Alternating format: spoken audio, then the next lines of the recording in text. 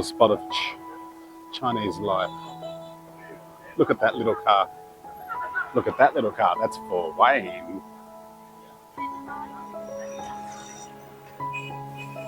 We're heading into Lufu Gardens.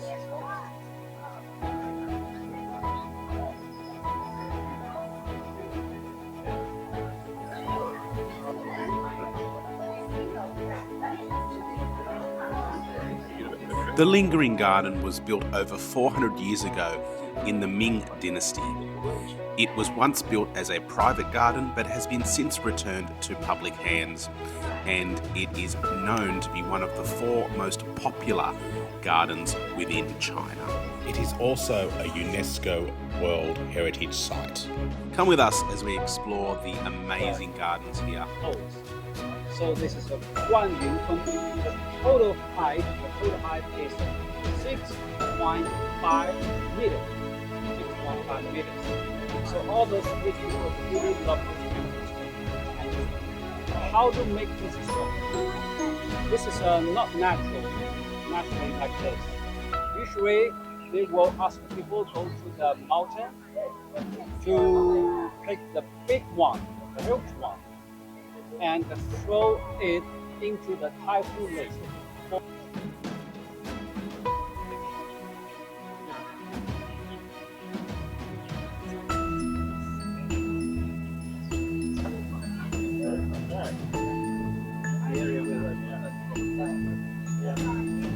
Quick bonsai garden.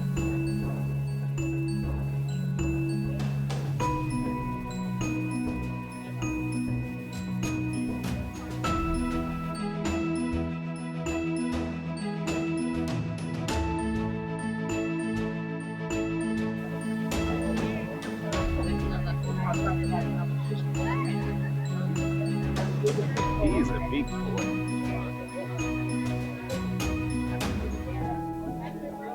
Enjoying his time in the lily pad. Now fish pond will be growing by the time we get home. You won't have any grass. Good love. Good old boy fish. Well, he's a big boy, that one. Oh, we got This lighter one, he just swum from here to there. He's like a big boy. we've nearly got.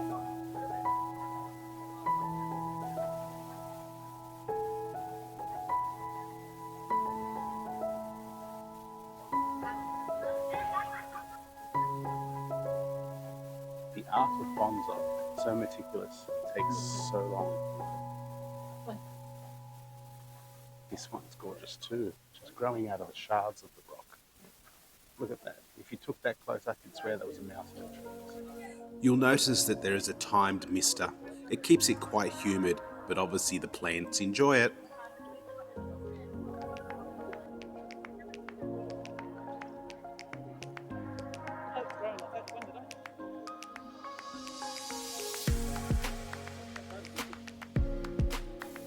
Well, this was the Lingering Garden. I hope you've enjoyed it. It's a bit humid here. We'll continue on our day. Let's see where we get to next.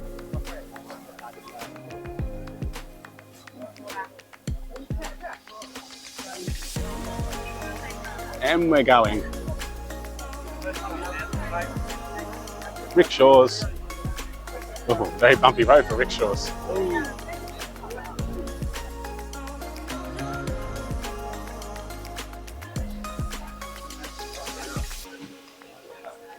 Now we're heading into the silk factory.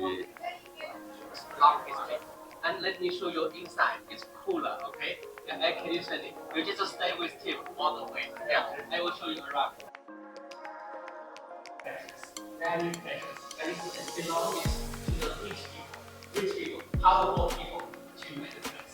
If anything wears silk dress, must be officials, governors, at least, or emperor wear silk. That is emperor one. I have a question for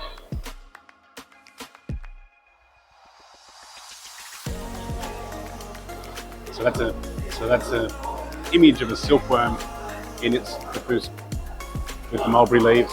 And over here we have a sample of a silkworm cocoon being undone to show the fibres. So soft. This place is set on some amazing grounds with some beautiful little gardens. Let's continue on our tour. We will open by hand, but we need to put them in the water first. Otherwise, you cannot break it easily. It's so strong. Yeah. And we put them in the water, then we can open easily. We have professional ladies doing this job every day, better than Tim, more professional. But I can try one for you. Have a look. Okay. It's very strong, actually, not easy to open. I have to do this in the water. Yeah, I will show you this carefully. I will stretch it to the network first. Look at this beautiful shape. Yeah, natural. Yeah, network. I will stretch this to a bigger size, step by step. It's not an easy job. Yeah, very strong. And we combine several layers together. Yeah, to make it stronger. 10 layers here. To make it stronger, then we open again to bigger size. Step by step, it became bigger and bigger. At last, we need 4 workers' cooperation to pour this on the bed to make it even and perfect to cover the whole bed, to make the comforter, yeah, the dune. And this is about 6 to 7 layers only here, but it's very strong already. You cannot break this easily. Make a gentleman very light, yeah, but very warm. If you hold this both hands on both sides, you hold it for 5 seconds, it's warm. It's 5 times warmer than cotton, although it's very light. Yeah.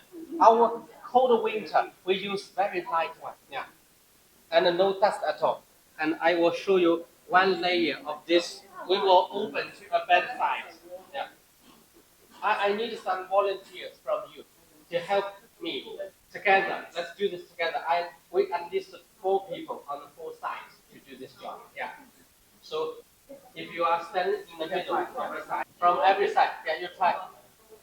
Take it from side slowly, not too tight. Yeah. Try to lose your things a little bit. Try to lose your things, not too tight. Yes. Move it. Yeah. Nice try. Yeah. We need more practice. We have professional ladies doing this. Okay, just one time try. Yeah. No more try. Otherwise, nobody buys this one. Don't worry. Our professional ladies will fix it. Okay. After our tour, we find ourselves in an exclusive shop for bed linen. And once we're finished here, we walk through the gardens and exit into the regular public shop for your blouses, shirts and linen. And now the shopping experience begins after. Thank you.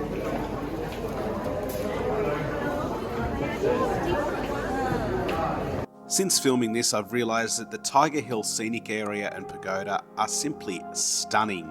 Yet for us, sadly, this was just a transit area to get to our afternoon optional cruise on the river.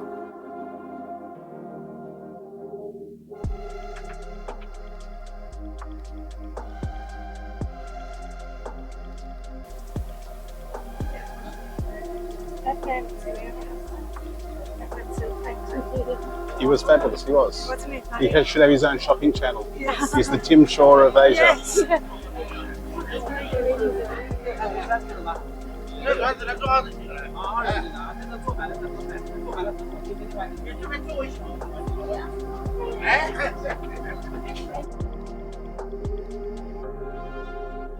As we go cruising down this river, it has a variety of houses and shops abutting the river.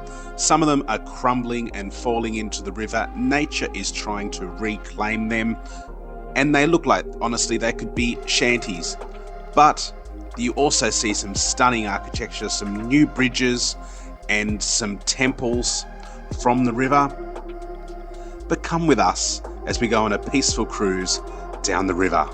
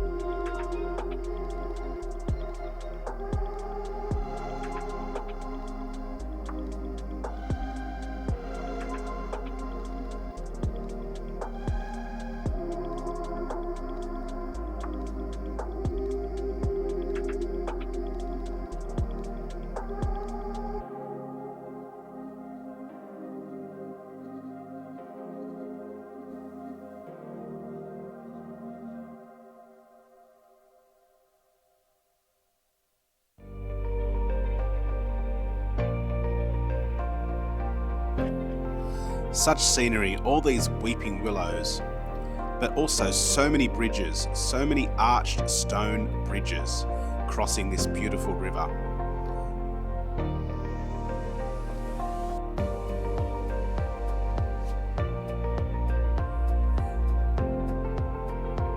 And yet when we turn around here, here's one that's collapsed and just totally forgotten. It's becoming a theme in China. They just seem to build new ones.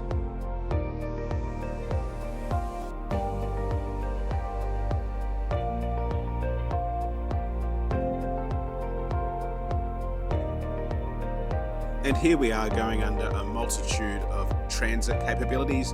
You have a road bridge, you have a rail bridge, you have water pipes. And here you have this illuminated picture story, so lovingly detailed and illuminated. Yet I couldn't tell you what it talks about because I didn't have my translator on. Sorry guys, but it's stunning, just enjoy it.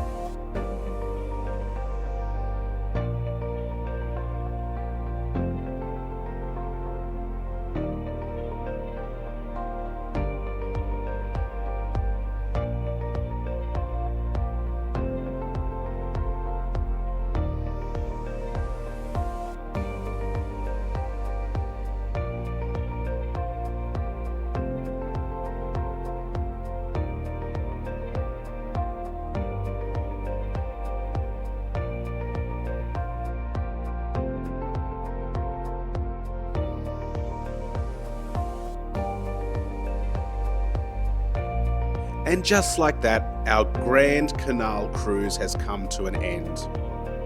But never fear, our day is always ongoing, and we have alighted at a tourist mecca. It is only 1 PM and we haven't had lunch, but let's go for a quick explore first.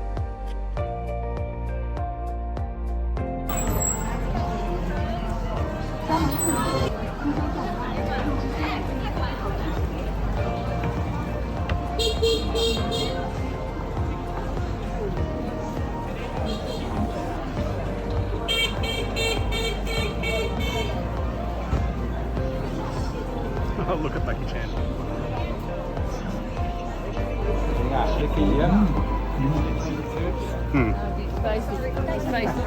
Oh, look.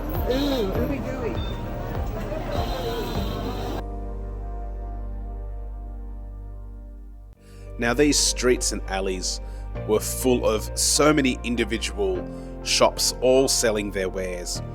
Here they're selling a nougat type food, but there's so many choices down here. There was matcha tea, there's roast meats, there's oysters, there's prawns, and look, cakes, my favourite. I love it when there's samples. But as you can see here, there's some beautiful cakes, and even one of those wonderful light as air cheesecakes. Look at those, beautiful. And some more nougat. All those samples. Luckily they're only small. And we come across these women who seem to be practicing their etiquette and deportment skills. Very old school. And we find yet another silk and embroidery machine in a museum, and it's being shown how to operate this time.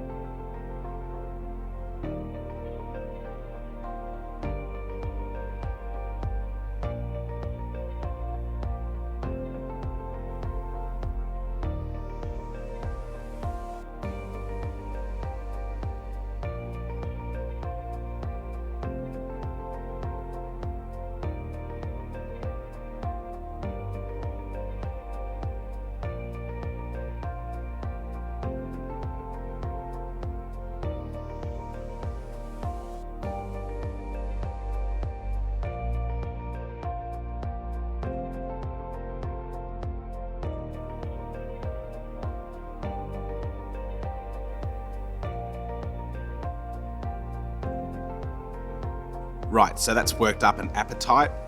It's time to head back towards the main plaza area near the pagoda, find the restaurant we were looking at earlier, and let's have some lunch.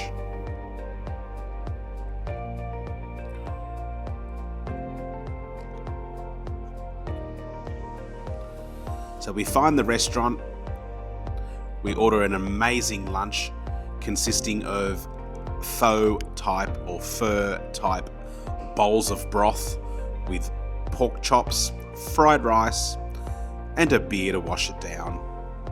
After lunch, we explore some more. We find a market. Now, this market had a fish pond through the middle of it, for want of a better description, with as many koi fish and goldfish as you could see. It also sold spices and coffee and nuts, as well as some hot food delicacies. We'd had lunch, sadly, but it looked so good.